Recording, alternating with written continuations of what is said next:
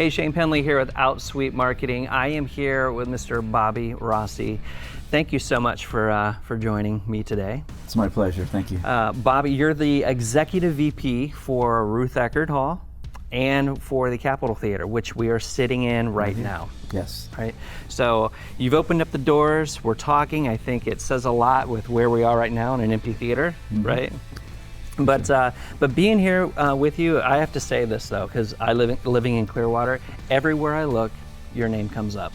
You know, because maybe we're in the same town, but if I'm looking at where you've got Ruth Eckerd and the Capitol Theater and all this stuff, so it's an honor to sit here and talk with you. So recently, dealing with the pandemic, word I don't like to use, but it is where we are, and especially in the music industry, and everyone wanting to go see a live show right now.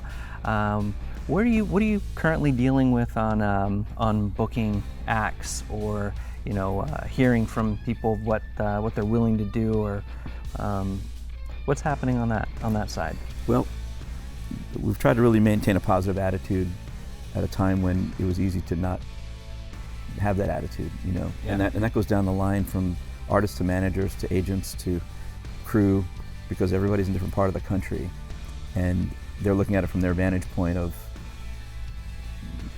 we've got to get out and do shows, or there's no way we're going to get out and do shows, or how can this happen, or let's do it, why are we waiting, what are we waiting for? So we got on early from the beginning with our local government and also the state government. We were in a lot of conversations with the governor's office, and it was more about clarity as where we were positioned for our business. Mm-hmm. And what I mean by that is we were sort of in some of those phases clumped in with bowling alleys and movie theaters and arcades. And it was obviously frustrating because our business, as you know, is a conversation with artists, and it's the process of months of selling tickets and awareness that's different than just what some of the other entities are into, assuming that they get the green light to open their business. So it took till the end of the summer to really get through in a way that they understood, and so much so where the governor's office said, we didn't realize it in March, but we know now in August that your business is the most affected business in this country. Oh yeah, and I see that kind of gave my hairs on my neck stand up. Mm-hmm. But we sort of knew that the arteries that our business supports, aside from ticket sales and staffing, for both the artists and us, hotels, restaurants are the obvious tentacles that go out there. But also, what do you do when you come to a concert? Mm-hmm. You get your hair done, get your nails done, you buy a new outfit, you buy a new pair of boots. All those industries are affected. When you're looking at, like in our case at Ruth Eckerd, where there's 220 events at our venue, and the Capitol Theater, where we are now, there's 150 events in downtown Clearwater. Just think what that means to not only where we can walk to from here, and the beach and hotels, and so it truly is something that you just can't flip a switch and come back on. Certainly exemplify all the safety measures that were state of the art, and we have, and we will. So let me ask you this. So briefly, what would you say? What do you foresee moving forward? Well, I mean, that's a hard one to respond to, but I mean, it's going to be a slower pace coming out now. Over the summer, we weren't too involved with the virtual and the drive-up type things. Mm-hmm. We utilized some other spaces at Ruth Eckerd. We have a beautiful 6,000 square foot new atrium. Yeah. We did 25 shows there in the late summer through October with national acts doing multiple nights in a setting that had 125 people at tables.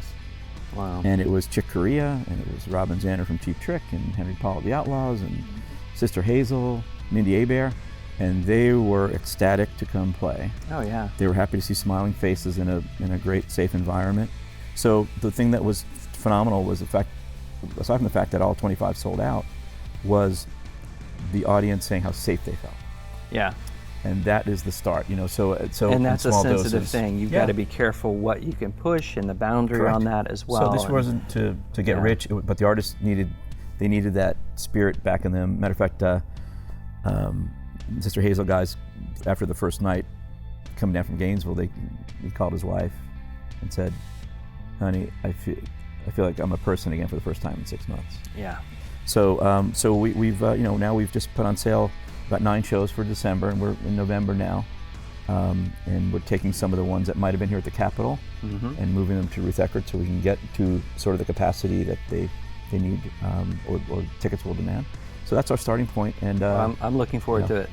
We all are, and the fans are as well, based on the response so far. And then, like I said, the first quarter is kind of our gold time in Florida for not only the concert business but everything. So we need to really be, hopefully, in good shape. But we're gonna look at these first 9 shows and see how operationally they went, get the comments, get feedback from everyone and what we can do better, and hopefully incrementally we can get to where we need to be by the spring, and then from there, hopefully, the whole industry is back, and it will come back. It's so important. I'm Nothing optimistic to about that too. Yeah. Thank you so much. I my appreciate pleasure. it, and thank you for all you do. Thank you. Thanks for your support.